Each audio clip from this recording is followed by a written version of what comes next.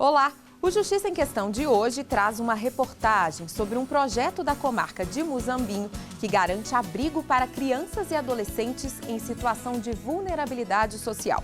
Conheça a Vara de Violência Doméstica inaugurada em Contagem.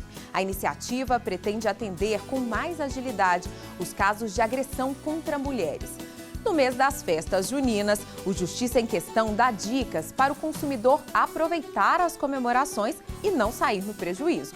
Casais que procuram a inseminação artificial para gerar filhos biológicos podem dar continuidade ao tratamento após a morte do parceiro? Você sabia que é possível doar o próprio corpo após a morte para estudos científicos? Fique com a gente, nosso programa começa agora.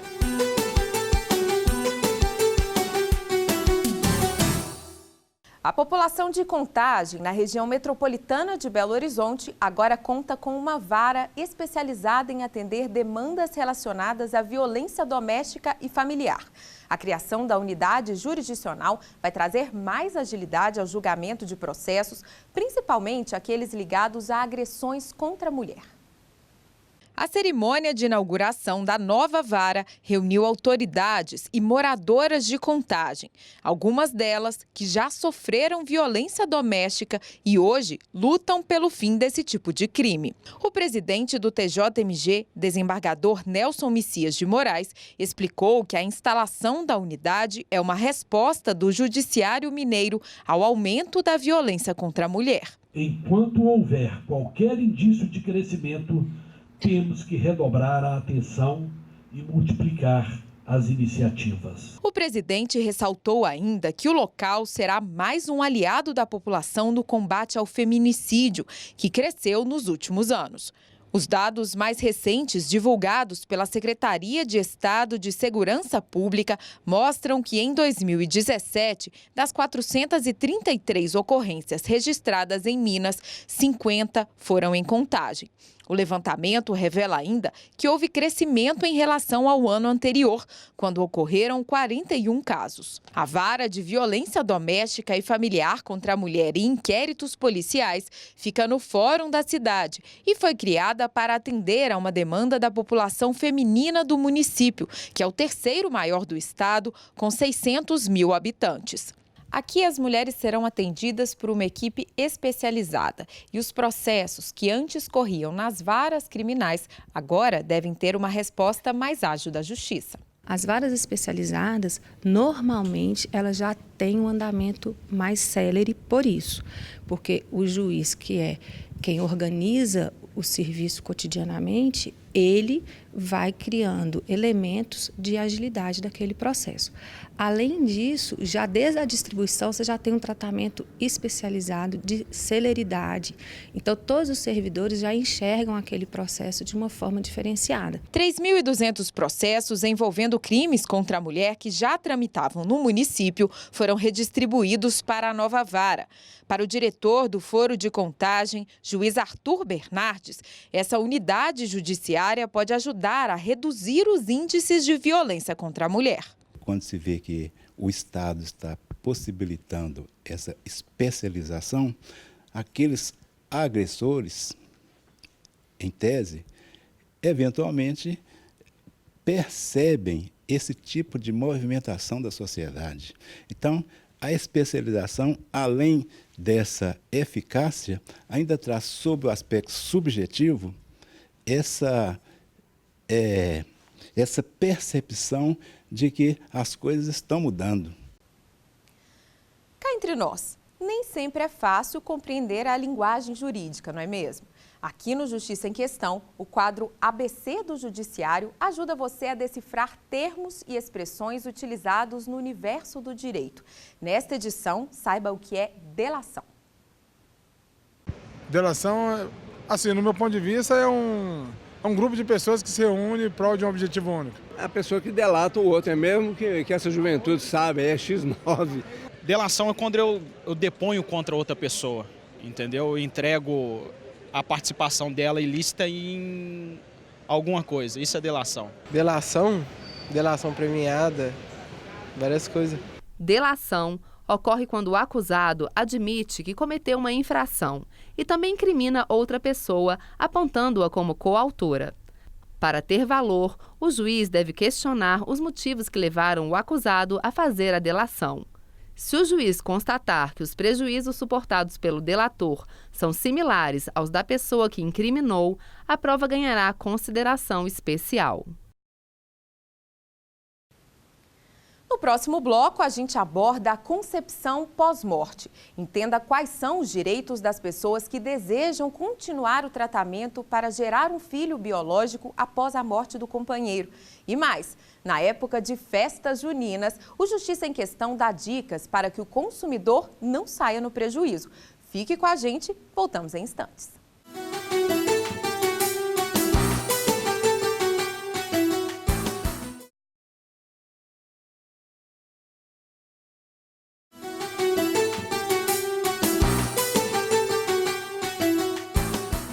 Falar sobre morte pode ser um tabu para muitas pessoas.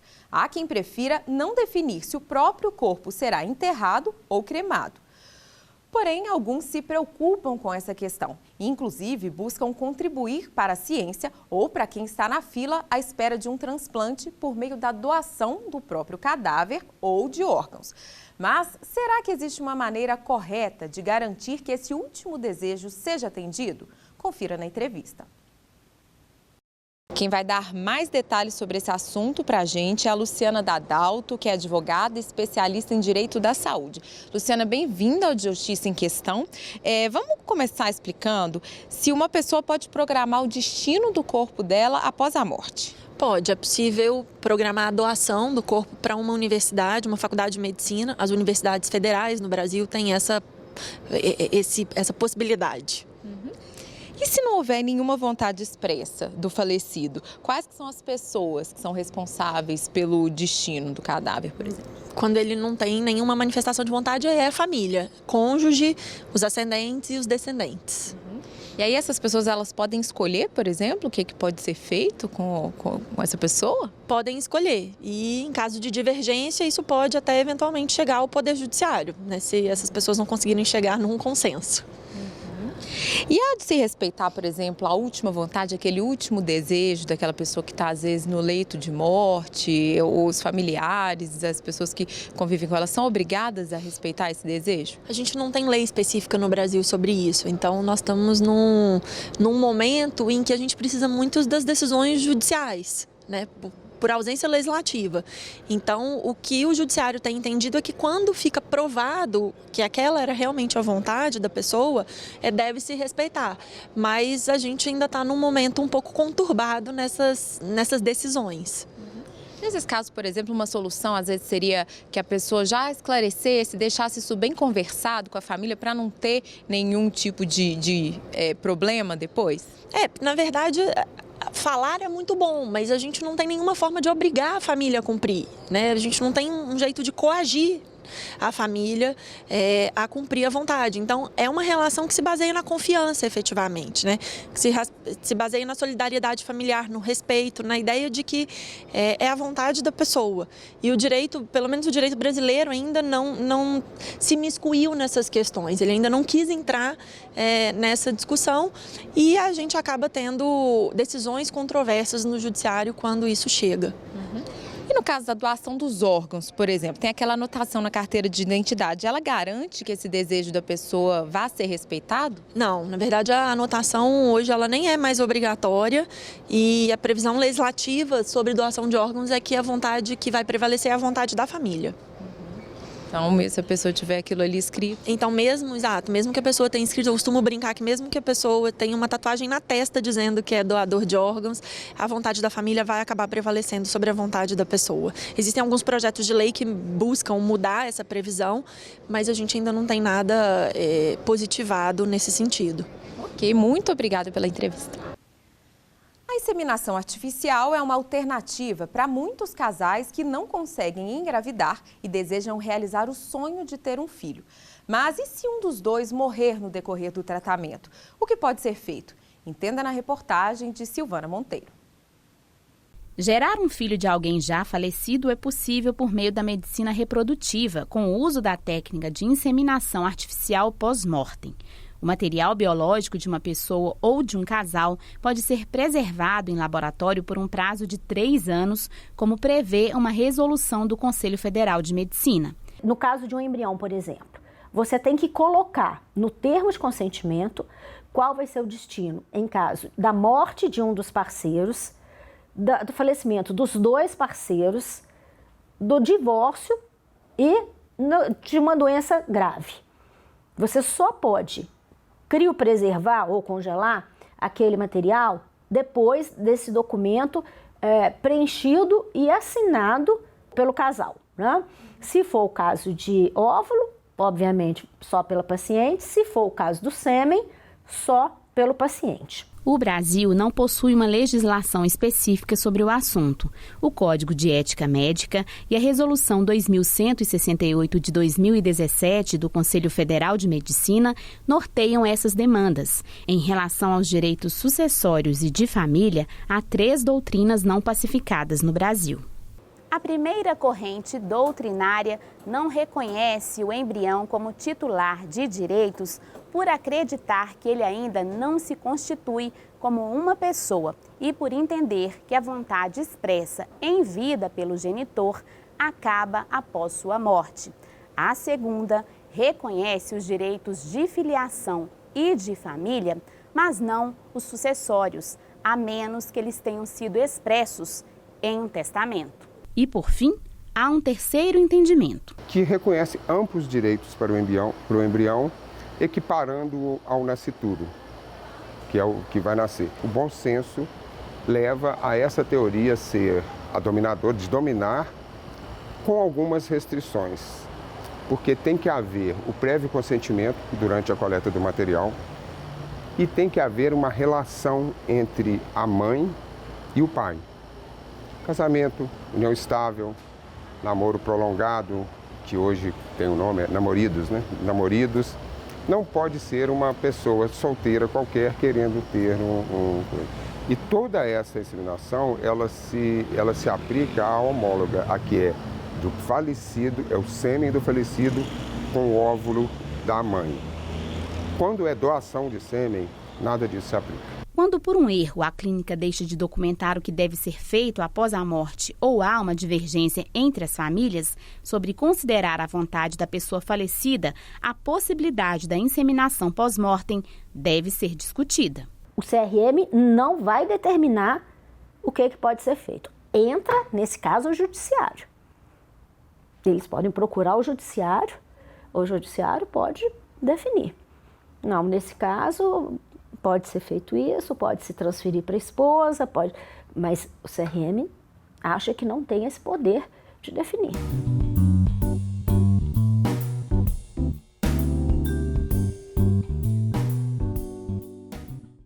Estamos em época de festa junina. Roupas de caipira, comidas típicas e os arraiás espalhados pelo Brasil são uma tradição. Mas na hora de se divertir, os consumidores devem tomar alguns cuidados para evitar transtornos. Vestido de chita, chapéu de palha e quitutes variados. Tem gente que espera ansiosamente pela chegada das festas juninas. Para curtir a temporada sem preocupações, nós pedimos a ajuda de uma especialista em direito do consumidor. A primeira dica é sobre alimentação. É muito importante ele verificar ali a higiene do local, como que as pessoas que estão vendendo o alimento, eles estão manuseando ali a alimentação, se eles estão usando touca, luva. Outra orientação da Sabrina é quanto à aparência. É importante observar se a comida está protegida de poeira e de insetos. Se a pessoa encontrar alguma irregularidade, o vendedor pode ser responsabilizado. Se caso ele vier a ingerir de qualquer forma, ele tem como devolver aquele produto para o comerciante e pedir a restituição do valor que ele pagou por aquele produto. Nos casos assim de encontrar um objeto estranho, por exemplo, tirar foto como forma de comprovar e guardar a nota de compra. Os fogos de artifício também são muito comuns nessa época do ano. Só que antes de comprar esse tipo de produto, é preciso tomar alguns cuidados. O primeiro deles é verificar se a loja possui alvará e licença para funcionar. Lembrando que o alvará e o licenciamento, ele tem que estar à vista do consumidor. Os fogos de artifício também tem algumas questões que tem que cumprir aí. Uma vez passado pelo Inmetro, ele tem algumas especificações técnicas que tem que cumprir para ser vendido. Para entrar de vez no clima da festança, tem que ter traje caipira. Mas é importante escolher bem a peça, porque o lojista nem sempre é obrigado a trocar o produto. O vendedor ele não é obrigado a trocar a peça, a não ser quando a peça tem algum defeito. Então, a partir do momento que constatar um defeito, aí o consumidor ele tem direito de trocar essa peça no prazo de 30 dias, por se tratar de produto não durável. Agora, aqueles casos em que a compra pela internet, o consumidor tem o prazo de 7 dias para o que a gente fala de arrependimento pela compra. Então, a partir do momento que ele recebeu o produto, ele pode trocar até 7 dias. Com atenção a todos esses aspectos, a diversão está garantida.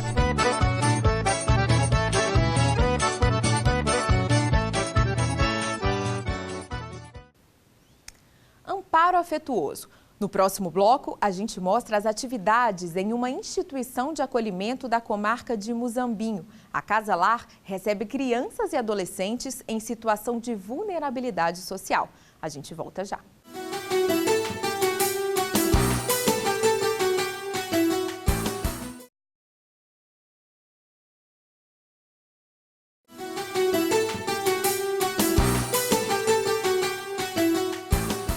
Você está assistindo ao Justiça em Questão, um programa do Tribunal de Justiça de Minas Gerais. Veja agora as decisões que ganharam destaque na Justiça Mineira. É hora do Giro de Decisões. Um homem que comprou um trator em maio de 2000 será indenizado pelo vendedor. Ele vai receber R$10 mil por danos morais e o valor que pagou pelo bem, R$ 8.750. O veículo era roubado e foi recolhido por policiais militares e civis em cumprimento de mandado de busca e apreensão. A ordem judicial que autorizou a medida constava de um inquérito policial que apurava os crimes de roubo e receptação em Canápolis, na região de Uberlândia. O homem ainda foi alvo de um inquérito, em 2005, que apurava seu envolvimento na prática de crime de roubo e formação de quadrilha. Depois de 7 anos de tramitação do processo, ele foi absolvido. Um homem foi condenado pelo 3º Tribunal do Júri de Belo Horizonte por ter assassinado um funcionário de uma padaria no bairro Rio Branco, região norte da capital, em outubro de 2016. A pena fixada pela juíza Mirna Fabiana Monteiro Souto foi de 15 anos em regime fechado. De acordo com o Ministério Público, o réu retornou à padaria aproximadamente 50 minutos depois de ter discutido com a vítima. O homem era caixa do estabelecimento e havia pedido ao cliente para vestir uma camisa antes de entrar. Com relação às circunstâncias agravantes, os jurados votaram sim, quando perguntados se o motivo foi fútil, se a situação colocou outras pessoas presentes no local em perigo e se o réu impossibilitou a defesa da vítima. A Supergasbras Energia Limitada deverá indenizar uma cliente em R$10 mil por danos morais e em R$ 1.837 por danos materiais. A mulher teve parte da cozinha e eletrodomésticos destruídos por conta de uma explosão de um botijão de gás. A decisão é da juíza Moema Miranda Gonçalves, da 9ª Vara Civil de Belo Horizonte. De acordo com o processo, a consumidora comprou um botijão de 13 quilos, fabricado pela Supergasbras. O produto foi vendido, entregue e instalado por uma distribuidora. Um dia depois da compra, segundo a consumidora, o botijão explodiu, danificando geladeira, freezer, fogão, porta da cozinha e janelas. A juíza entendeu que a distribuidora não teve culpa, pois não houve má conservação do produto. Por isso, apenas a Supergasbras, fabricante do botijão, foi condenada a pagar as indenizações. O Poder Judiciário da comarca de Muzambinho tem trabalhado para oferecer um ambiente acolhedor e afetuoso para crianças e adolescentes que foram retirados do convívio familiar. Conhecido como Casa Lar, o espaço foi criado com a missão de ser mais do que apenas uma instituição de acolhimento. Ele é um verdadeiro porto seguro para os pequenos que vivem ali. Olha só. Inaugurada em 2008, a Casa Lar funcionava como projeto social. Atendia crianças apenas no contraturno escolar, até que em 2016 se tornou de fato um abrigo, acolhendo crianças em situação de vulnerabilidade. Nós percebemos uma necessidade urgente de atender esse público. E havia também aquelas pessoas que, a partir do momento que vinham para Muzambinho trabalhar, saíam e deixavam essas crianças aqui, sem pai. Muitas vezes a mãe seguiam com esses estrangeiros, que a gente costuma falar, e acabavam essas crianças sem paradeiro. As crianças chegam encaminhadas pelo Conselho Tutelar após constatados casos de violência ou abandono. Daí a equipe da casa passa a acompanhar os menores e os parentes, para que as famílias tenham condições de se reconstruir. É feito todo um acompanhamento da rede e a casa também através da equipe técnica, que sou eu, como assistente social, e a psicóloga. Os menores são assistidos por 5 cuidadoras, uma psicóloga, uma assistente social e uma cozinheira. Mas, claro, administrar tudo isso é sinônimo de superar obstáculos. Segundo a coordenadora, entre os desafios está o de assumir papéis que caberiam a outras pessoas. A casa acaba fazendo o que os pais não fazem, né? Porque eles vêm de lares onde não se tem muito isso, né? A criança toma banho o dia que ela quer tomar, se ela quiser estudar, ela estuda, se ela não quiser, ela não estuda.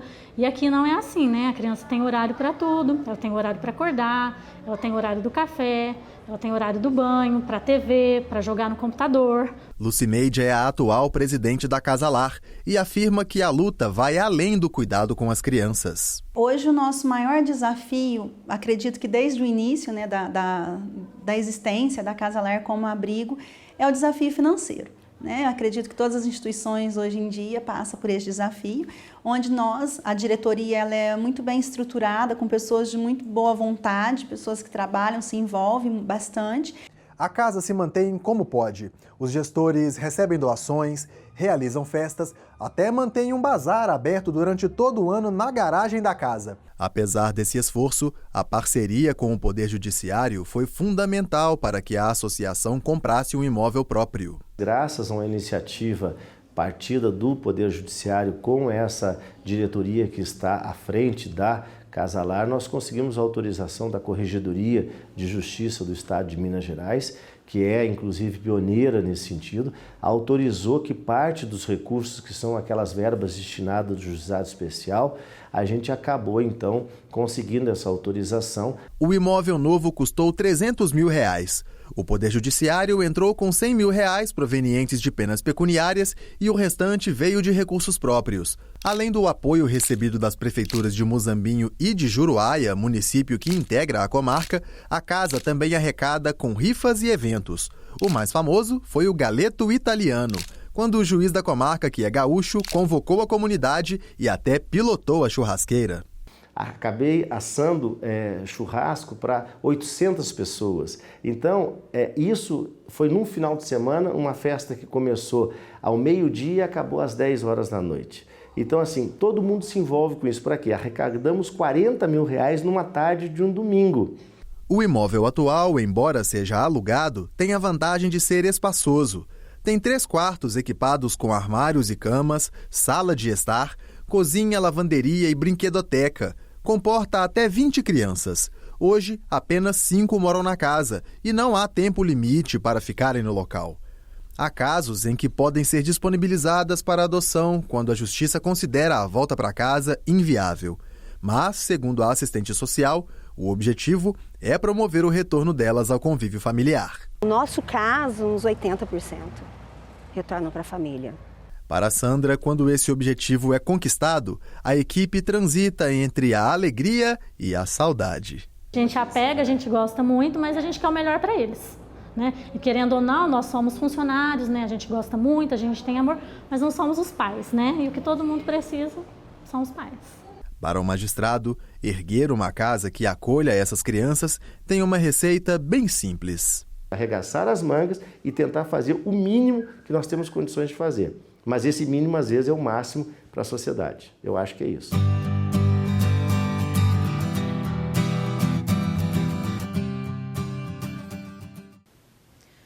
O Justiça em Questão também está na internet. O conteúdo desta e de outras edições pode ser acessado no portal do Tribunal de Justiça. Clique na área Comunicação e depois em Justiça em Questão ou visite nosso canal no YouTube. Comente, proponha temas e participe do programa. Envie um e-mail para justiçaemquestão@tjmg.jus.br. Um grande abraço e até a próxima edição.